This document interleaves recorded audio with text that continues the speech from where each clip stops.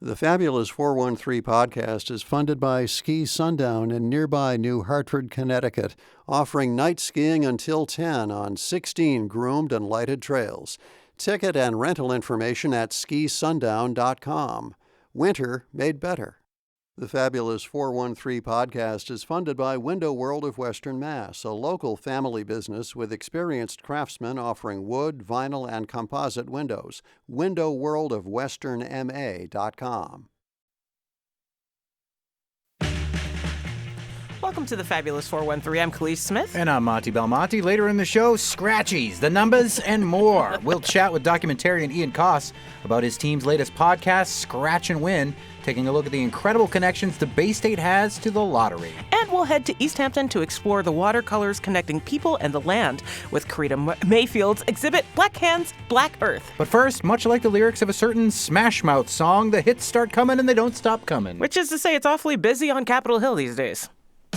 Time for our weekly check-in with U.S. Congressman from the 2nd Congressional District of Massachusetts, Worcester's own Congressman Jim McGovern, who is quoted in a Globe article today with the headline, "Democrats are between a rock and a hard place, unable to do much in D.C. and unable to satisfy their base." This seems to be the nature of the listener questions that we have received all this week, which we'll get to in a little bit. But before we get to that, you will be talking to some members of your base, at least, at a roundtable later today on threats to the National Institutes of Health funding and Medicaid in Worcester. And this past Saturday, you hosted 500 people at First Church's Northampton. What were your takeaways from that First Church's town hall? And what was your base interested in hearing about from you? I mean, I think you basically summed it all up when you talked about the Boston Globe headline. I mean, people are scared, rightfully so. And people want to figure out what they can do to stop the madness. And a lot of people are looking for like one single thing to do that will bring all this to a close quickly. The reality is that there's not one quick thing. We all have to do more, and we all could do something. It went over 2 hours taking questions, but it was a great exchange. People vented their frustrations. Some people expressed their anger at Trump. Others expressed their frustration with the Democratic Party, and others wanted to know what kind of things can we do to make a difference. To that end, I think people want to know what the Democratic Party is up to, and that leads into our first listener question from Denise from Chesterfield, Mass., who says, "Dear Senator McGovern," oh, you got a promotion in this question. "Thanks for all you do for keeping us informed during these scary times. What are you doing to be proactive regarding the following: that seniors don't lose their Medicare or Social Security, and that we have the backs of neighbors who are at risk of being deported?" So on the first part of the question, I mean, the Republican budget is coming before the House of Representatives next week. And in that, there are some sharp and deep cuts that could adversely impact seniors and young people and all of us. I'm on the Rules Committee. We're going to fight like hell on the committee, and we're going to try to make the case why they should defeat this. I mean, all we need is 3 Republicans, and we can stop this. So we are fighting. We are also moving forward with what we call shadow hearings. Again, we can't schedule the formal hearings, so we'll do our own hearings. I'll try to point out the destructiveness of the Republican priorities. We're going to look to figuring out how we can use process and procedure to slow things down or maybe to derail things. I mean, we're at war, and we have to use every tool available to us to fight back. And the same when it comes to immigration. I mean, a lot of it is going to have to be non-compliance locally with ICE. I've talked to superintendents, I've talked to police chiefs, I've talked to mayors and town managers about the importance of us sticking together and not being part of an effort to deport people, quite frankly, who are doing some incredibly positive things for our community.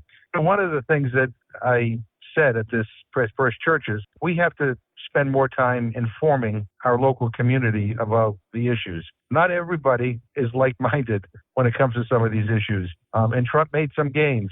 And we have to, as we worry about what happens in Washington, we also have to worry about what happens at our local school boards or our select boards, our city councils, and making sure that people don't get elected who are basically parroting Trump and Musk, at the local level. It's interesting watching the comments on your social media, which I know is always a cesspool and a dangerous thing to try to look at. But the different opinions, even from, say, this western part of your district in the Northampton area, like you were at First Churches, versus what I'm seeing from what seemingly are people from Worcester commenting on how supportive they are on what some of the things Trump is doing is and some of the things that Elon Musk is doing, which leads to my next question. Actual senator from Massachusetts, Elizabeth Warren, sent a list to Elon Musk about 30 ways Doge could slash spending and saying that she's still open to working with him. Is that something that is advisable, in your opinion, to be working with Elon Musk while he is running through department after department after department and slashing budget after budget after budget? Yeah, I think what Elon Musk is doing is illegal. So I do not want to be complicit in what I believe is an illegal activity. I don't know where he gets the authority to do what he's doing to lay off workers, to freeze agency budgets. And I think courts are going to continue to decide in our favor that he can't do that. Look, all of us want to get at fraud, waste, and abuse. I don't know of a single person who is an advocate for fraud, waste, and abuse, but this is not the way you do it. So, yeah, I want Elon Musk out. The irony here is that Trump came to winning this election on the basis of saying, we want to improve the quality of life for people. Cost of living is too high. And since he's got in, he's done nothing at all to address that issue. In fact, we've seen the costs go up for people. And with these tariffs, prices are going up even more. So he is doing the exact opposite of what he promised. And it's all about consolidating power and money to put in the hands of a very, very few people. What they're doing now is flooding the zone. This is a deliberate tactic. This is what authoritarians and fascists do. We throw everything at you, we overwhelm you, you feel powerless, and then you pull the shade, and then they get to do whatever the hell they want to do. So it is important that we remain vigilant, and then we find ways that we all feel comfortable in resisting. This is not a time to retreat. It's a time for us to organize and to be focused, and at the same time, not lose our minds. I mean, I opened up the town hall in Northampton with a breathing exercise because I really do think that we have to stay centered and we have to stay focused and we have to stay well. And it's hard to do that when all this stuff is being thrown at us. Where did you learn this breathing exercise? I know you know the Dalai Lama. Yeah, well, I don't know. I mean, I've been in a number of events over the years where, we begin by taking a deep breath, holding it for a few seconds, and then exhaling. And I always find, even in committee hearings, that sometimes that helps me or prevents me from saying something that I will regret. You really are turning into a Pioneer Valley hippie. Oh, God. I mean, well, whatever. But, you always ask the question at the end of your show, and I'm kind of beating you to the punch. What gives you hope? I mean, that town meeting gave me a lot of hope. Again, we couldn't fit any more people into the church. So people were standing in the aisles, they were everywhere. But people care. And I think that is incredibly important at this very, very serious moment in our history. Speaking with U.S. Congressman Jim McGovern, we've got a couple more listener questions coming up in a bit, but I do want to address the issue of Ukraine, where President Trump has blamed Ukraine for the war that began when Russia invaded Ukraine. He has excluded them from these peace talks that are going on between Russia and now with Saudi Arabia. Are you hearing other of your Republican colleagues following, as President Zelensky has called it, Donald Trump living in a disinformation space about the beginnings of this war, or is there pushback from the Republicans on this as a talking point? There's been some concern expressed by some Republicans, but there's been no criticism of Trump. And look, nobody should be surprised that Trump is anxious to get back in the good graces of Vladimir Putin. And look, we all want peace, but to suggest that somehow Ukraine attacked Russia or that it started the war, that's just insane. That's just a lie. And to call Zelensky an unpopular comedian dictator, I mean, Zelensky's approval rating in Ukraine, I think, is at 57% the last time I checked. He's way above what Donald Trump's approval rating is here in the United States. He was elected, and the last elections were suspended because of the war. But would Donald Trump have called Winston Churchill a dictator? Because during World War II, British national elections were put on hold, and to somehow let Putin off the hook. People need to appreciate the fact that Vladimir Putin is a thug, a bully.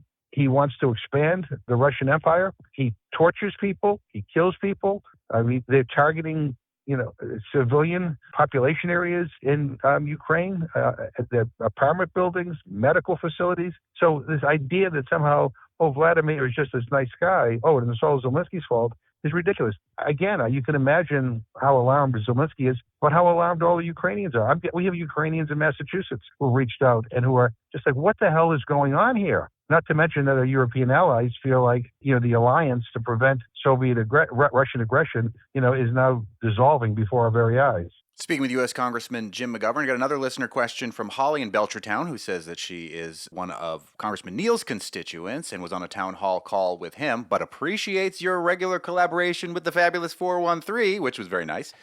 She wants to know, sort of in line with what you said earlier, the specific suggestions on what Republicans she should be reaching out to if she wants to turn the balance more in favor of the Democrats in the House of Representatives. Are there names that you can name that are the most likely to perhaps be open to the ideas of the Democrats and some of the Trump resistance? And she wants to know, is it better to send an email, a letter, or make a phone call? Without getting into the individual names, because there are a number of people that fall in this category. Just Google, Republicans who won re-election by, less than a percentage point or less than 2 percentage points.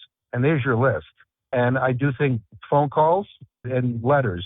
I also think, if you know people who live in those districts, if you know people there, you ought to reach out to them and say, hey, would you mind sending a text or a letter or making a call? These Republicans are worried about a primary, and Trump has told them that his new best friend, the richest man in the world, will help finance a primary opponent. So they're afraid of that. What we need to do is make sure they're more concerned and fearful of their constituents if they should vote for budgets or for priorities that, quite frankly, screw them.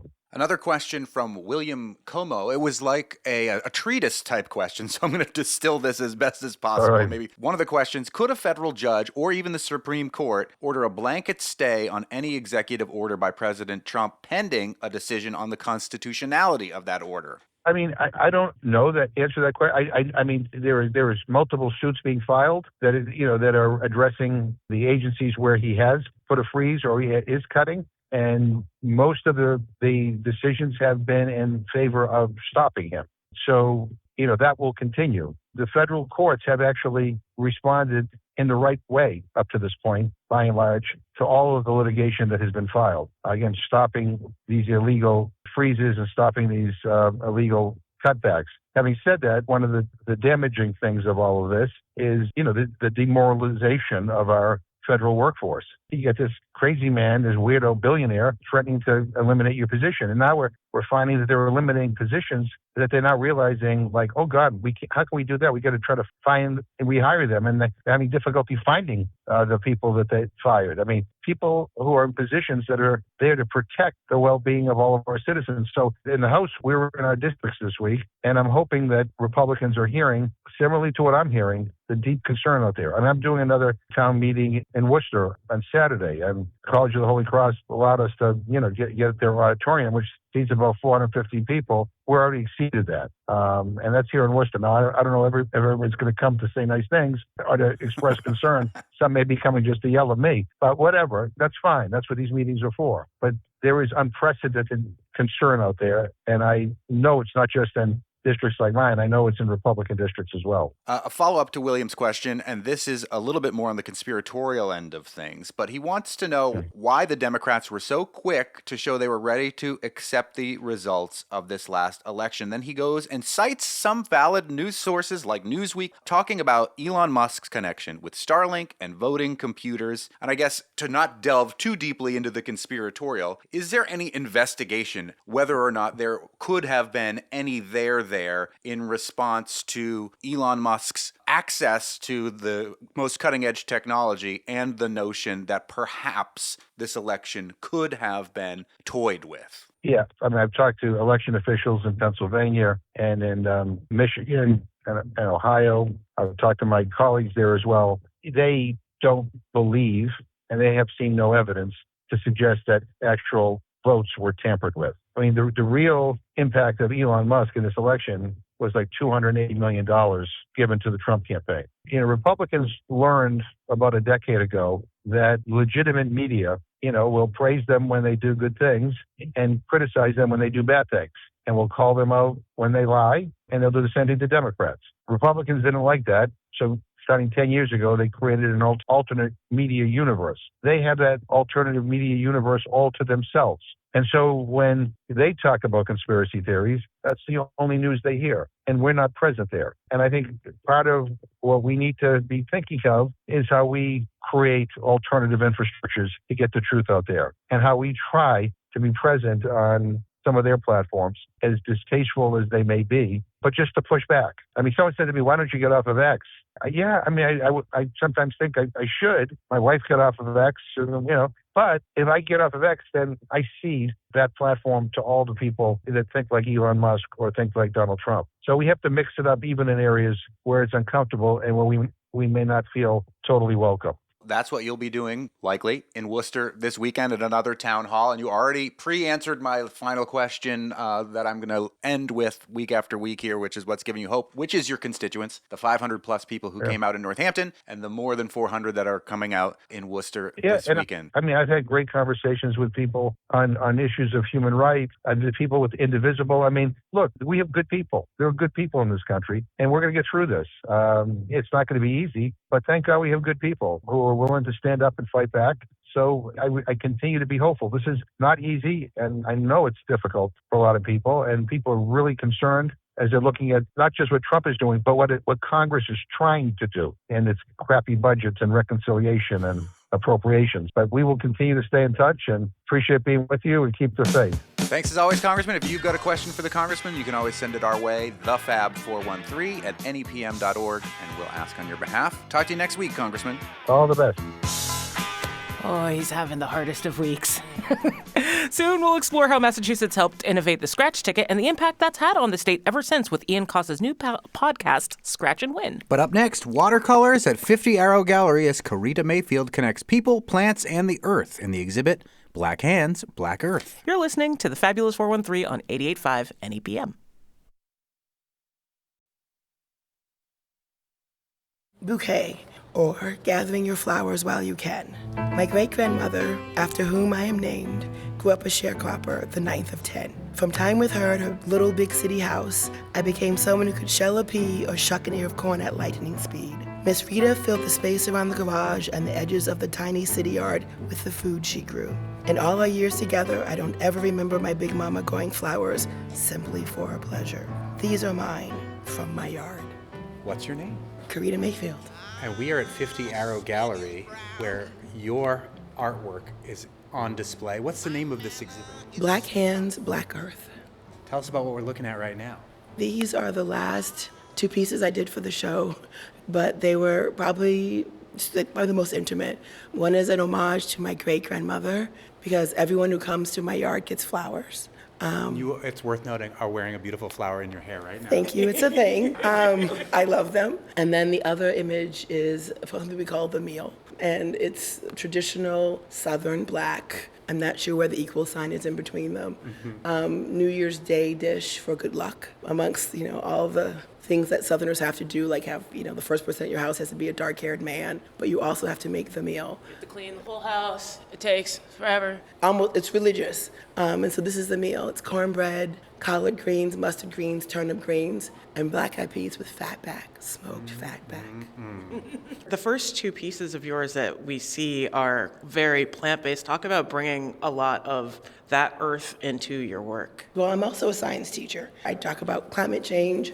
I run our school's plant club, grow club. And I'm also have an herbalism certificate. So I'm all about dirt. Where do you teach? Amherst Regional Middle School. Nice. Yeah. So my life is dirt-filled. And so those two pieces were just kind of this home, which was a tension for me, being a Southerner up north, because whenever you talk about black land work, the tendencies be oh, we don't do that here. We're so much better than that. No slaves, no slaves. See previous conversation with Slavery North. Which I heard was very well done. And you also have my favorite person, Erica Slocum, on the other day. Woo-hoo. Yep. So anyway, this piece is one of my favorites. I guess they're all my favorites. There are no ugly children in the show. But this one is the okra, which came over on the slave trade. But the background is geese flying over, which we think of as a message quilt. And so geese flying over point north and this idea of freedom being both fugitive but within your grasp. And so the saying is that people would put this quilt out to head for the Underground Railroad, but it's also a beautiful pattern. And for me as an artist, I tend not to do things that are geometric because my life is so organic and dirt-filled. And so this was a stretch for kind of my artistic usualness. And then there are 4 hands in the cardinal directions holding cotton. You have an interactive cotton piece over here as well, right? Yes. Also from home. So they harvested. I'm from Virginia. I was going to say from home. Yeah, not home in Holyoke. Yeah, no. Home Virginia. And they harvested around Christmas time. And so when you go to where I'm from, which has one of the 3 cotton gins left in the state of Virginia, it's cotton all over the side of the road. Like, it blows everywhere. The machines are incredibly inefficient. And all you could think is, wow, they would never let slaves get away with this. This piece is one of my favorites. It's harsh. I guess it's hard to say something that's your favorite and harsh. But there are 100 hands in the leaves and the canopy, and then the bark of the tree is a disambiguated slave ship. Wow. So it is all the human cargo of one ship that went to Virginia, and this is the diagram of how they were stored. But knowing that painful history, I really went and lovingly cut them apart. So they've all been released in some ways and reassembled to represent the strength that they've imbued this oak with. They're not beheaded, they're not cut in half, no one is severed. They're just lovingly kind of rendered out of the mass and reassembled. So that is the manifest, the human manifest of a ship. But it's a tree. And you see the roots, and you see roots around it, and it's interesting because the roots around it definitely look like blood. Their blood has watered the soil. Yeah. And yet there's a message written in the soil. Yes, we are connected. Some of the pieces in this exhibit have open to no more signs beside them. Talk about keeping the extra information that you have for the people coming in a little hidden, you got to work for it just a little bit. I love it because it feels interactive all of a sudden. It feels like, ooh, what's the secret we will unveil here? I think it's important to seek your own knowledge. And I'm also being a little minxy. I'm I want you to work for it, but also I want you to choose. In this era, we don't get to choose so much of what's coming at us information-wise, and I wanted you to choose, but I also wanted there to be depth, and if you do decide to dig deeper, it's a decision to participate in the work. We're at the Eastworks building in East Hampton at the 50 Arrow Gallery with artist Kerrita Mayfield and your new exhibit that's on display here. What's something else that you want to show us? This one, people ask me the most questions about. There's something about this one, even though it's less literal than maybe some of the other ones, Yes. It really speaks to me, and I don't even know what it says. Well, thank you. I'm glad it speaks to you. I'm glad you found something that resonated with you. This one is the distance between my house and the field where the first peanuts in the United States were grown. That's the mileage, and that's the field. I love it. It's watercolor, yeah? Yes. And Jason was really intentional about the show. He's the curator and the exec director, because there are not a lot of Black people who work in watercolor. Kind of like the painting with the slave ship. It's a reclamation of materials that aren't typically associated with Black bodies. And so it's an entire show of watercolors, which are really hard to do. They show a level of mastery, but they also have this subtlety about them. And the Jason you referred to is Jason Montgomery. He's been on our show multiple times. He's the person that we, every once in a while, put his phone number on the radio so that you can go and text for a poem on demand. We will insert this phone number now so that you can do this again, but we won't tell him that it's happening, and we'll see if his phone blows up like last time we did this. Oh, I love it. Text the word poem to 442-336-POEM. That's 442-336-7636. I love it. It's That's always great. better when we don't tell him, and he's just sort of like, my phone's going crazy. What happened? Oh, it's the fabulous 413 I love again. it. I love that for him. You have a recipe as a part of this exhibit. So the thing that strikes me about this, not just that it's beautiful and not just that it's a recipe, but almost everything else, flower-wise, has direct connections to the Afro-diasporic culture. But vanilla is on the edge of that. Like, we have vanilla from Madagascar for sure, but in modern day, we're not necessarily thinking about it that way. So talk about adding this recipe. How to make vanilla. It's kind of a head fake, and please don't tell my mother I swore in it, because she will be mad at me. But so it's kind of like the cards, the open to know more. I think it's really easy in our culture to have the surface, like the beautiful appeal. I think I've lived in the very liberal Pioneer Valley for a while now, and there's always beautiful liberal appeals, and then you're waiting for the second act, and often there's no second act, and you're like, oh, that was a beautiful liberal appeal. Where's the second act? And if you read beneath the text, which I definitely did in my most flourished handwriting, there's all this commentary about the origins of vanilla. We wouldn't have vanilla, which is also, an interesting code for whiteness, but you wouldn't have vanilla if it weren't for an enslaved child who figured out the method of production, right? So the thing that we know of, that we think of as benign, exists because this child, this black boy, figured it out enslaved. We don't know how old he was. So some accounts say he was 12, some accounts say he was 14, but we do know that he was property, and he would have been lost to the annals of history if he hadn't done something that we found useful. And so he figured out how to pollinate the vanilla orchid to do commercial production of vanilla. And this is an actual recipe that I use, and these are my actual thoughts, which I also have, and my actual swear words, still don't tell my mother. I particularly like step 3. Step 3 says, I like to add fruit word charred, or to simply burn it down, then possibly build anew. We might as well go to step 4, too. Let it sit for 4 to 12 months, or fester for 400 plus years. You hang this on the wall, it just looks like a beautiful recipe for vanilla, but when you dig a little bit deeper. Gotcha. You mentioned that watercolors and black artists aren't necessarily said often in the same sentence. Talk about what you like about working in watercolor. Watercolor forces me to fix my mistakes. I mean, when I painted with acrylics, I could just cover over it and it never happened. Mm-hmm. But watercolors force me to sit in my failures and be like, I got to problem solve this now. Thanks, God. Talk about the use of black and brown hands in your work. That's a big one. We asked because it shows up in a lot of these pieces. Well, I guess the black hands are about work, they're about labor, they're about ownership. When I think about black labor in the Americas, the story is that, we just kind of brought over some property and made them do some work and la. But really what we did was we sought expertise, right? Like we were growing rice, we're growing indigo. We went and we got people who knew how to do things that we did not know how to do. Like we didn't bring over chattel, we brought over capital. And so I really wanted to show the work, black hands, to remind us that we're being held by black work, that we're surrounded by black work. We talk about mass, that James Baldwin piece in the corner.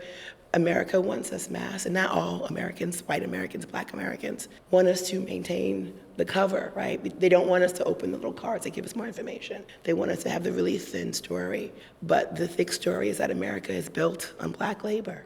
Black land labor. Hence the name of the exhibit, Black Hands, Black Earth. Yep. How does this work, all of this work, there's a lot here, fit into your teaching? Well, because you teach science. And I do, I'm a science teacher. I always love when people are able to conjoin those two things, but a lot of times people are like, art and science, but how? Yeah, it's the steam instead of the stem, or the meats, as I like to say. Oh yeah, meats. Like Arby's. We have the meats. Well, that's the other thing I think when we talk about black labor, or even, doing this work in this body, as a big, black, dark-skinned, queer person, there are all these stories about who I'm supposed to be and what I'm supposed to be doing with my time. And really, I have a lot of interests. And as a teacher, I'm always thinking about my students, my kiddos, what are we doing together? What are we building in terms of the future? What are the skills we're working on? And so for me, the arts and the science goes together to really think about how we can harvest our creativity in a way that's genuine to the person. Ooh, can I tell you about 2 things that are happening? Yes, please. And connected to the show? Yes. So one, we're going to be doing an herbal body care class here at the gallery. It's going to be on Saturday, March 8th from 2 to 4, and we're doing body scrubs or bath salts. So really kind of taking this land work, sustainability, really this idea of taking power back, right? Taking something from the land that gives it to us so generously and making something that sustains us. Because times, man. And then we're having a closing celebration. I mean, you don't typically do a closing and an opening reception, but at the opening reception, we had Nana Pudding and Hoppin' John. Mm-hmm. And so we're gonna do a closing celebration party because the show has been extended till March 21st, which is right at time of the equinox. So we're gonna have flowers and more Southern food and music and just thinking about transitioning into spring and fecundity and just kind of having this like moment of celebration. We're going to talk about the Nina Simone one. We're at one of the paintings right by the entrance that is called For Women, homophones. It's flowers, and like I immediately get the Nina Simone reference, but there's a lot more going on here. You want to talk about it? So Kimberly Crenshaw, the creator, the Black woman who looked at feminism and law and created intersectionality, her organization has a list of Black women who were killed by the police. So I'll tell you about the piece. The piece has like a big purple flower. It's a dahlia. The leaves are the 4 archetypes of Black women as laid out by our beautiful mother, Nina Simone, Aunt Sarah, Sweet Thing, Saffronia, and Peaches, the 4 kind of boundaries of Black womanhood. So that's center stage, but beautiful. And then there are these angel flowers that flank her, that are the names of these Black women killed by the police. So this tension that we live in as Black women between archetype and our realities. I like this show so much. Yeah. My skin is black. Thanks again to the fabulous Kerrita Mayfield for taking us on that tour at 50 Arrow Gallery. You can check out their website for open gallery hours and for more on those special events that Kerrita mentioned. Up next, get ready to gamble with the new podcast looking at Massachusetts' connection to the lottery, Scratch and Win. You're listening to the Fabulous 413 on 88.5 NEPM. The Fabulous 413 podcast is funded by Ski Sundown in nearby New Hartford, Connecticut, offering group, private, or semi-private lessons for all ages and ability levels. Options and details available at skisundown.com. Winter made better. It just made me remember my great-grandmother playing Megabucks and the numbers. I remember when the number release was on because we had to be watching the TV just in case. Just in case she was somewhere and missed it. So she had all of the grandkids like around the TV getting ready for Wheel of Fortune, making sure that we got the numbers. Yeah. And I remember like my mother being like, "Oh, we only got 2 Megabucks numbers." That's when I was like, "Ma, I'll print you out a ticket for $1 every day, and we'll see who comes out better in the end." Running your own lottery. Yeah. That's smart. There's a great quote from one of the mobsters in episode 4. He says, "Kids, crime doesn't pay unless it's organized."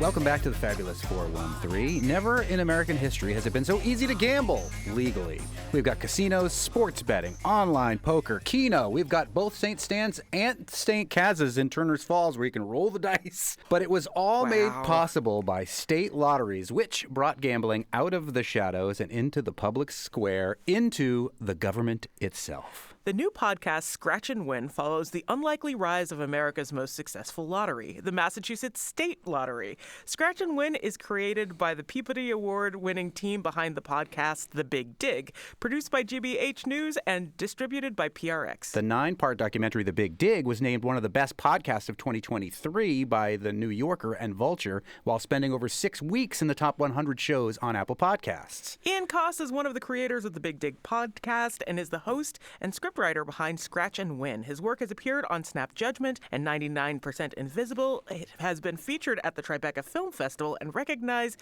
with multiple Edward R. Murrow Awards. He joins us now. I think it's Edwards R. Murrow Award when you win multiple, right? It's like Attorneys General. The award is multiple. The person is not. Well, that was an extremely generous introduction. So glad to be here. And we had you on previously about a documentary about the industrial heritage of the city known as the town of Greenfield called At Swords Point, where you were on with your dad, who is also a historian, which is a lot of fun and a little bit of a local connection. Mm-hmm. And I'm 3 out of the 4 episodes into Scratch and Win, and I got to say, it's fantastic. I have this mug that I got that says Cumberland Farms, like you would say it in New England accent, and at the bottom it says, "Give me a pack of butts, a lodge regular, a couple of scratchies in the paper." That pretty much sums it up right there. Yeah, and it really is kind of how the whole podcast begins, because you brought to light, Ian, a staggering fact. Can you tell us about the amount per capita that Massachusetts residents spend on the lottery? Yeah, this was truly eye-opening for me. I grew up in Massachusetts, lived most of my life here. It never occurred to me that there's anything special going on here in the way we play scratch tickets and play the lottery. But the statistic is that in Massachusetts, the average adult spends over $1,000 a year on the lottery. Now, you figure there's a fair number of zeros averaged in. You Uh-huh. probably know some people in your life who never touched the lottery. Hey! And Me so, too. Okay. So two of Maybe us. there's a few on this call. Yeah. So once you add in all those zeros and you figure $1,000 on average per adult, there's some very, very large numbers averaged in there as well. And the crazy thing is that if you look across all state lotteries and you kind of map out, okay, what's the average spending per state? There's like everybody else, and then there's Massachusetts. We're off the charts. We're in a total league of our own when it comes to lottery spending. And that just blew my mind because, Massachusetts loves to like tout its like firsts. Oh, yeah. And its mosts and its bests and all its exceptional qualities. Nobody once sat me down and said, son, did you know you're living in the lottery capital of America right here? And yet we are. I mean, there's beautiful irony to that, in that we were founded by Puritans who would have definitely eschewed all of that, and yet they're rolling in their graves in Yes. Salem and Peabody and wherever else. They're rolling the dice in their graves. I don't think they are. And it's funny that you bring up the Puritans because I grew up Catholic. Khalees also grew up with Catholicism. We can blame the Catholics for this. Can you blame or credit, depending on your point of view. I guess you're right. Yes. Like you said, there's this weird disconnect because you think Puritans, right? However, Massachusetts is not a Puritan state. In fact, it's not really a heavily Protestant state anymore. This is one of the most heavily Catholic states, thanks largely to Irish immigration and other, immigrants from Southern Europe. There's a funny little kind of cultural, religious, historic quirk, which is that Catholicism has always been kind of tolerant of gambling. And this goes back to, if you think about church hall bingo, which really took off in the 20s and 30s as a way to raise money for parishes. The Catholic Church was always fine with that, as opposed to Protestant leaders, Protestant churches tended to be much more critical of gambling, saw it as kind of an affront to the whole work ethic thing. And that's why if you look at which states enacted lotteries first, it's all heavily Catholic states. It's Massachusetts, it's New Jersey, it's Maryland. It is not Alabama, it is not Georgia, it is not California. Those states all came later. It was really the Catholics leading the charge. I'm curious if there was any sort of drop-off when we allowed casinos. Yeah, so the lottery grew like gangbusters in the 1980s. From 1984 to 1985, lottery revenue doubled. It grew by 100% year over year. That starts to slow down in the 90s, which is when casinos, first tribal casinos, and then, as you have in Springfield there, what we have in Boston here, casinos just opening up all across the state. So yes, the growth curve has slowed for lotteries, but it's still growing. Like last year, the lottery made more money than it's ever made before. One of the larger stories about legalized gambling is that the more gambling you legalize, it tends to just grow the pie, meaning more people gamble more money, rather than eating shares of that pie from other forms of gambling. We're speaking with the award-winning podcaster, Ian Coss, who is behind the amazing Big Dig podcast, but is behind the brand new podcast, Scratch and Win, following the rise of the Massachusetts State Lottery. One of the interesting stories that you tell, Ian, is about the technology of the scratch ticket and how that revolutionized the world that we know of, or that many of us grew up, even if we don't buy scratch tickets on our own. You're going to get stocking stuffer scratch tickets. You're going to be at an event and you're going to win a raffle that's a tree that is loaded with scratch tickets. Scratchies are a way of life in Massachusetts, and a lot of it has to do with the technology. Yeah, so if we rewind our minds to 1973, there are lotteries in a handful of states, but basically the most exciting thing they're offering is a weekly drawing. And you just buy a ticket, it comes printed with a number, you don't even get to pick your own number, you wait till the end of the week to see if your number comes up. And so the lottery industry, if you want to think of it as an industry run by the state, was really ripe for innovation, to create something snappier, faster, more exciting. Enter this gentleman named John Koza. Koza was a computer scientist. He was actually one of the first people in the country, according to him, to get a PhD in computer science. And he was also an avid game designer. He starts working with this game company in Chicago that makes these supermarket giveaway games. They would be covered in foil, and you would, scratch off or peel off a corner, and you'd find out if you won a prize. And he is the one who realizes that if you took this technology of just finding some way to cover up hidden numbers, and if you could make that technology secure enough, then you could raise the stakes. You could use this as a form of instant lottery, right?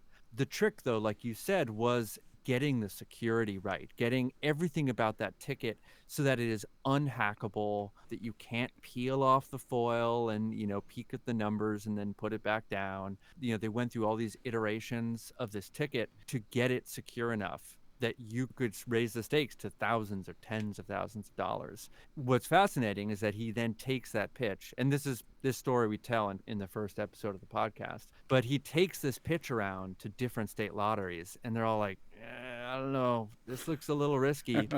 And of course, it's Massachusetts that's like, let's give this a shot. And it's an incredible story to talk about how he proved to them that the kinds of tickets they wanted to use were bad and that they should use these new kinds, including pouring, I believe it was Fanta on one of them to make the glue release on these other types of instant tickets, to say that the traditional scratchy is the way of the future when it comes to the lottery in Massachusetts and beyond. We are speaking with Ian Coss, who is one of the creators of Scratch and Win, the new podcast. He's also the scriptwriter and the host of this. There is some local connections to the fabulous 413, including following the story of a devout scratchy enthusiast from Longmeadow. But there was a huge story that was based in Western Massachusetts that was then turned into a movie called Jerry and Marge Go Large, about these two people who were able to crack the code of the Mass State Lottery out of a corner store in Sunderland, Massachusetts. Then it's played by Bryan Cranston and Annette Bening in the movie version of this. Will this be covered in a future episode of Scratch and Win, talking about the history of the Mass State Lottery? So we don't go deep into the story of Jerry and Marge, but we do get into the kind of game that they figured out how to hack. Basically, we'll tell the origin story of that whole style of lottery game. So if you've seen Jerry and Marge Go Large and you want kind of like the deep back history of how it all works, then we are your podcast. And by the way, I grew up in Western Mass. My mom lives in Conway. So I would go right past that Sunderland gas station on my way to high school. Yeah. Over the course of doing your research for this podcast, did you ever figure out exactly how to play Keno? I still don't know how to play I Keno. don't understand I go to places where they play it all the time. I have no clue what it's all about. Did anyone teach you? Do you get it? I will admit I am not steeped in Keno myself. But if you think about it, the history of lotteries is all about more, faster. We start with drawings that take place once or twice a year. We go to monthly drawings, we go to weekly, we go to daily, we go to instant scratch tickets. And so the whole trajectory of the thing is towards just faster turnaround, more engagement. And Keno is just another step in that direction. Keno is controversial in part because it's often in bars, or it's in a place where it's not just something that you're buying gas or the newspaper and you pick up a scratchy. Keno is something that you sit and do. And so it was quite controversial, but like everything else, like the scratch ticket, the state went ahead and tried it, and now it's hard to imagine a world without Keno. With this instant gratification notion, and some of this has to do with your and our parent company, WGBH, and the nightly reading of the numbers in the numbers game, and how this televised version of gambling pulled the rug out from under the Boston mob and took their bread and butter away. Can you tell us a little bit about that part of the story? If you talk to people above a certain age, not to say my parents are old, but my parents are in their 50s and 60s. Oh, you're killing me, kid. And if I ask people their age and older, they remember the numbers. This idea of a mafia-run illegal lottery. Maybe it was at the barber shop, maybe it was at the corner store, but out in the world there were bookmakers and numbers runners, and this was just part of the fabric of life. And that's because, right up until around the 1980s, there were these huge numbers rackets that were just ubiquitous.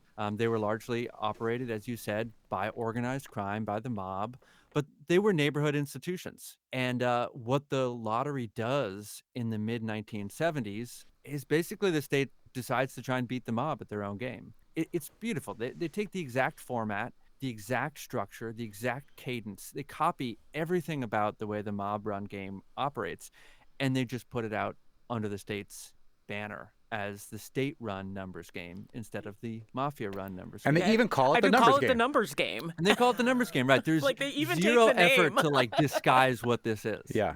And they came up with a jingle that you sing during the podcast. Will you sing it for us now, Ian Coss? Have you played your number? That was a jingle. Have you played your number? Have you played your number today? I think that was it. Yeah, marketing. It's great. But I thought it was amazing that the news stations, and this includes public broadcasting like WGBH, used to, they would carry the night's number. It's not quite like that anymore, but back in the 80s, everybody wanted to know what the day's number was. If you keep listening to the series, in episode 6, I got a chance to interview Don Hayes, who was the voice and face of the Massachusetts Lottery. Wow. He did those drawings on TV from 1987 until into the 2000s. Hi, everybody. I'm Don Hayes, and welcome to Lottery Live on 5. I asked my Italian dad, who grew up in Boston, if he had ever played the numbers game before it was legal in Massachusetts, and he said, my friend Butchie's mother used to book numbers for Uncle Joe. We don't have a real Uncle Joe. We would occasionally get envelopes to deliver to people. We figured out later they were payouts. And I said, thanks, Dad. That's the gold I was looking for. More on the Bay State's legal takeover of the booking system and how they managed to do it so well with Ian Coss's podcast, Scratch and Win, as we look at who made it so successful and what's coming in future episodes. You're listening to the Fabulous 413 on 88.5 NEPM. The Fabulous 413 podcast is funded by Northeast Solar, helping customers make the switch to solar for savings, energy security, and tax incentives. Learn more at northeast-solar.com. The Fabulous 413 podcast is funded by UMass Amherst School of Public Policy. Admissions now open for graduate programs in 2025. Learn how to become a changemaker at umass.edu/SPP. We're speaking with Ian Coss, one of the creators of the new podcast Scratch and Win, also one of the creators of the Peabody Award-winning Big Dig podcast. It was the Massachusetts Democrats who really put the lottery, and as you've mentioned, the most successful lottery in the country, on the map here in Massachusetts. Can you talk about why the Democrats were the ones who were so behind this notion? I think there's two key pieces of it. One is back to Catholics. We were talking earlier about how Catholics have always been more tolerant of gambling. Well, the Democratic Party in Massachusetts in the 1960s and 70s was the home of a lot of Catholics. If you think JFK, right, Tip O'Neill, all the classic Boston Irish Catholic politicians. So that's a big piece. The other side of it that we get into even more later in the series is that the Democratic Party, especially of that era, was very driven by patronage. And that's the idea basically of giving out jobs to your constituents or people you can benefit and they benefit you. And now this idea of patronage seems a little dirty or even corrupt. But back in the 60s, that was just how it was done. And the lottery was a patronage bonanza. It employed hundreds of people. These were non-civil service jobs. You could hire your own people. You didn't have to worry about, going through all kinds of procedure. And it could be down to warehouse jobs, delivery jobs, security jobs, all the way up to, design jobs, advertising contracts. You've got millions of dollars in lottery revenue that you're going to put in somebody's bank. Well, whose bank is it going to be? And so for state Democrats, the lottery basically represented a source of political capital. One question that I have that I'm eager to hear, hopefully you will cover in the forthcoming episodes, Ian, is about Megabucks and the arts and the funding of arts, which is something I've always kind of had permeating in the back of my brain, that the lottery supports the arts. Is that true? Is it an episode that we have to look forward to of Scratch and Win forthcoming? Wow, man, I feel like I keep disappointing you. I'm not hitting all the... Okay, we will talk about Megabucks. The arts lottery is, I don't want to say it's niche, but it's sort of like it's a subplot. I mean, it is the arts. It's art for art's sake lottery. Fair enough. I'm an artist. I'm the last person who was going to sit here and dismiss the relevance of the arts. Let me tell you the short version of the arts lottery story. So Megabucks, we will do a whole episode about Megabucks. When it was launched, it was tied specifically to the arts. as a way to fund what we now know as like the local cultural councils. And Megabucks was a pioneering kind of game. The category of game is lotto. It's a style of game where the jackpot gets bigger and bigger and bigger the longer it goes unclaimed. We now typically, think of Powerball, Mega Millions. Right. Well, before those existed, there was Megabucks. And so they had kind of modest expectations for this game. And so they pegged it to arts funding. And then the game was so successful, it brought in so much money that eventually they're like, we're not going to give all that to the arts.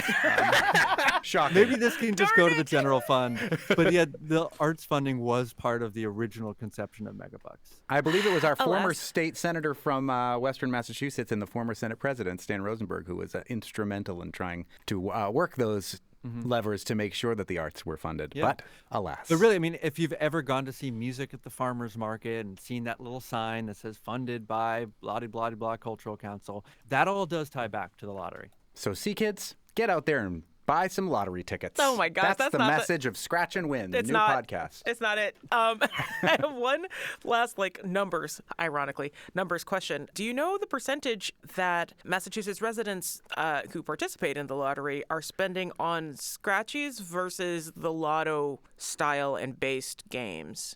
Great question. I can't speak specifically for Massachusetts, but I know that nationwide there are stats on this, and it's pretty stunning. It's like 2/3 scratch tickets.